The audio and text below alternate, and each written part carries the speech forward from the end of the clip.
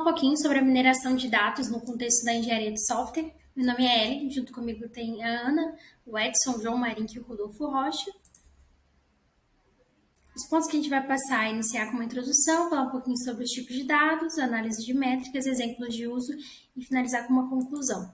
Então, fazendo uma breve introdução, a gente tem a definição da mineração de dados, que é essa disciplina da ciência da computação que é realmente focada na identificação de padrões, insights, para obter informações úteis de grandes volumes de dados, até para prever, na construção de novos sistemas. E é muito importante no contexto de Big Data também, que a gente não consegue, como humano, criar, metrificar, criar padrões dentro de conjuntos de dados muito extensos. Então, para isso, a gente tem a mineração de dados para auxiliar nessa identificação de padrões. O papel na engenharia de software é realmente analisar e compreender as métricas do código-fonte, detectar padrões dos repositórios, tanto negativos, para a gente continuar utilizando para a gente não continuar utilizando quanto positivos, a identificação de informações relevantes para o desenvolvimento e manutenção de sistemas, conforme eu falei anteriormente, contribuição para o desenvolvimento de sistemas, então essa utilização dos dados gerados durante o ciclo de vida, para a gente até melhorar ali durante o desenvolvimento, a otimização da qualidade, desempenho e eficiência do sistema e o oferecimento de insights valiosos para os engenheiros de software. A mineração de dados abre porta para a exploração de uma ampla variedade de tipos de dados, permitindo a extração de insights valiosos e informações cruciais. Além disso, a mineração de dados geralmente envolve lidar com uma combinação desses tipos de dados e análise e eficácia requer técnicas adaptadas a cada tipo específico. O uso de algoritmos e dessas técnicas adequadas pode revelar informações valiosas e padrões ocultos em conjuntos de dados diversos. Dentre os tipos de dados explorados, nós encontramos dados como métricas de código-fonte, que são linhas de códigos complexos sincromáticos, método de coesão e acoplamento, taxas de defeitos por linha de código. Também temos logs de aplicativos e sistemas, registros de atividades, eventos, erros, tempos de resposta, issues e reportes de bugs, que são registros de bugs, tickets de relatório, feedback do usuário. Também possuímos repositórios de código, que são commits, breaks, históricos de versão, pull requests, revisões de códigos, dados de interação de usuários, que são cliques, tempo de permanência, e dados de teste de cobertura de código, que são resultados de testes unitários, testes de integração, cobertura de códigos por testes e relatórios de testes de desempenho. Então, aqui eu vou falar um pouquinho sobre a análise de métricas do software. A análise de métricas ela oferece uma visão holística, permitindo que a gente possa compreender e otimizar os processos, identificar oportunidades de crescimento e tomar decisões fundamentadas. E aí tem uma frase do Tom de Marco que está falando que não se pode gerenciar o que não se pode medir. Então, as métricas elas são unidades de medida quantitativas ou qualitativas que são utilizadas para avaliar e quantificar aspectos específicos de um sistema, processo ou atividade. E aí a métrica ela é a medição de um atributo, seja propriedades ou características, de uma determinada entidade, seja um produto, um processo ou um recurso. E aí a gente vai falar um pouquinho agora sobre por que medir um software.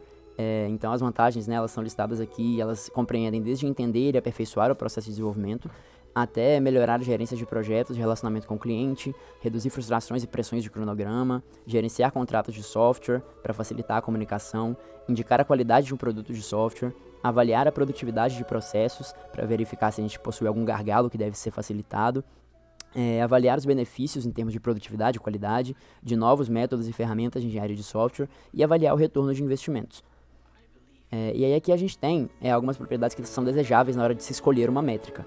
Então a gente tem, a métrica ela deve ser facilmente calculada, entendida e testada, deve ser passível de estudos estatísticos, ela deve ser expressa em alguma unidade, seja tempo, pessoas, dinheiro, alguma unidade de medida, deve ser obtida o mais cedo possível no ciclo de vida do software, para evitar perdas e evitar os gastos para corrigir alguma coisa, deve ser passível de automação, deve ser repetível e independente do observador, e ela deve ser comprometida com uma estratégia de melhoria. Então, melhoria, em resumo ali, uma métrica ela deve ser válida, confiável e prática. E aí aqui a gente vai falar um pouquinho agora sobre algumas métricas comuns dentro de engenharia de software.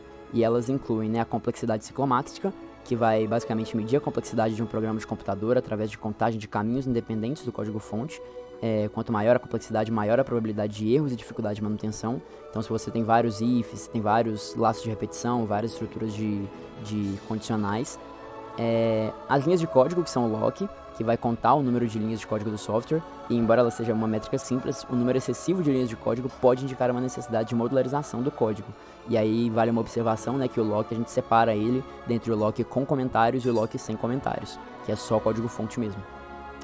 E a taxa de cobertura de testes, que ela vai medir a porcentagem do código-fonte que é testado pelo conjunto de testes, né, o que a gente chama de o código-fonte que está coberto. E uma alta cobertura, ela geralmente indica uma melhor compreensão dos requisitos e uma maior confiabilidade do software. Aqui nós temos exemplos de uso.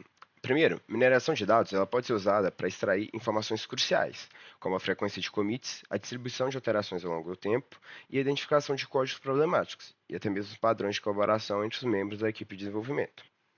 Além disso, ela também oferece oportunidades valiosas para aprimorar a qualidade, a eficiência e a colaboração dentro das equipes de engenharia de software.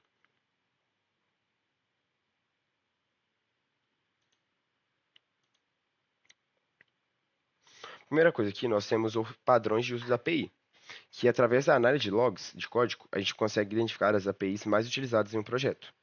Isso pode ser útil para direcionar esforços de documentação e melhorar a compreensão das funcionalidades disponíveis. Além disso, nós temos os padrões de design, porque a mineração de repositórios de código ela pode revelar a frequência de uso dos padrões de design, como Singleton, Factory Method e Observer, além de outros. Identificar esses padrões vai ajudar a entender a arquitetura de software e identificar oportunidades de refatoração, para que seja possível melhorar a qualidade de software. E além disso, também temos os padrões de colaboração entre desenvolvedores, pois a gente pode analisar a colaboração entre os desenvolvedores, como a frequência de commits e a coautoria de código. Pode revelar padrões de trabalho em equipe e identificar os principais contribuidores para o projeto. Ferramentas como o Gitlog e o Gitblame também podem ser usadas para obter informações sobre os commits e a colaboração dos desenvolvedores em repositório. Aqui nós temos um exemplo de uso. Nesse script aqui em Python, a gente vai fazer a mineração de repositórios do GitHub. E com isso a gente vai definir o nome do usuário do GitHub, a requisição API do GitHub, o processamento das respostas, a exibição das informações do usuário e a listagem dos repositórios mais recentes. E aqui nós temos o resultado que é obtido pela execução do script anterior. Agora, para concluir o nosso trabalho sobre mineração de dados em engenharia de software, estarei abordando 4 aspectos que foram discutidos ao longo do trabalho e merecem destaque. O primeiro, em relação ao papel vital da mineração de dados na engenharia de software. Então, a gente percebeu que as métricas provenientes da mineração de dados, elas desempenham um papel fundamental.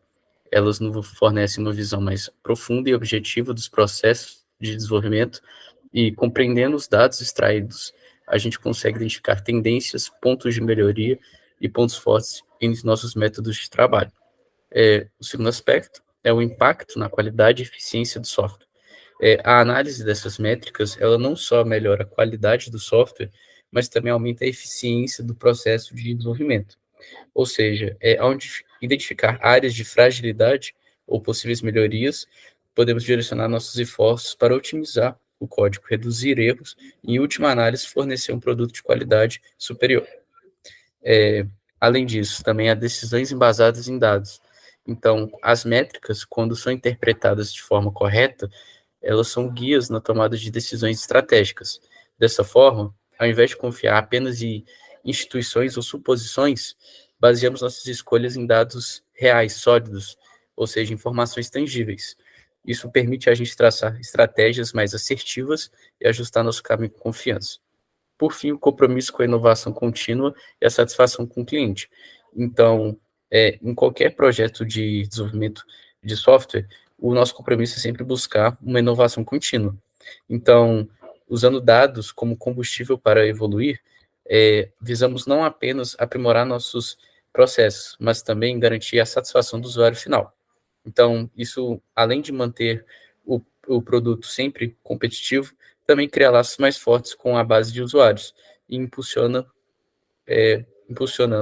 o projeto ao sucesso, à evolução. Esse foi o nosso trabalho. Obrigado pela atenção.